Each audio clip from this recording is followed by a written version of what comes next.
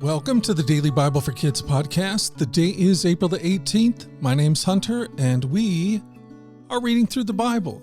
That's something we do every day. We take some time in God's Word, and we let His Word take some time on us. Kids from all around the world gather here to listen to these amazing stories from the Bible. And today, we're in the book of 1 Kings. God sent a famine to Israel. There was no rain. No food or crops could grow. How would God's prophet Elijah find anything to eat? Let's read about it in 1 Kings 17. Now Elijah, who was from Tishbe in Gilead, told King Ahab, "As surely as the Lord, the God of Israel lives, the God I serve, there will be no dew or rain during the next few years until I give the word." Then the Lord said to Elijah, "Go to the east and hide by Kerith Brook, near where it enters the Jordan River. Drink from the brook and eat what the ravens bring you, for I have commanded them to bring you food." So Elijah did as the Lord told him and camped beside Kerith Brook, east of the Jordan.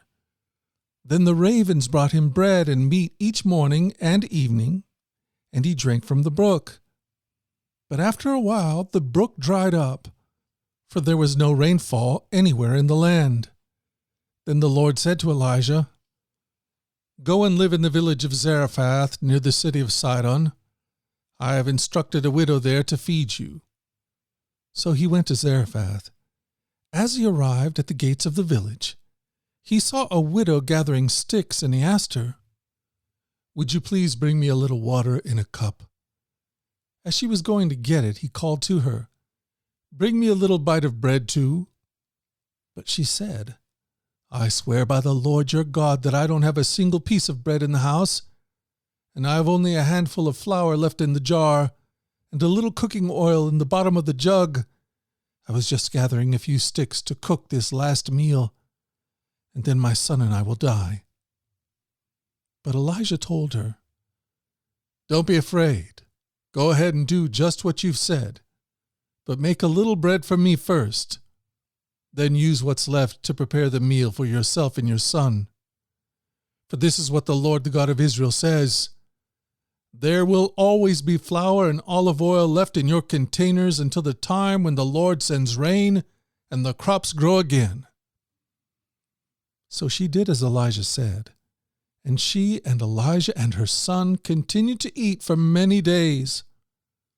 There was always enough flour and olive oil left in the containers, just as the Lord had promised through Elijah.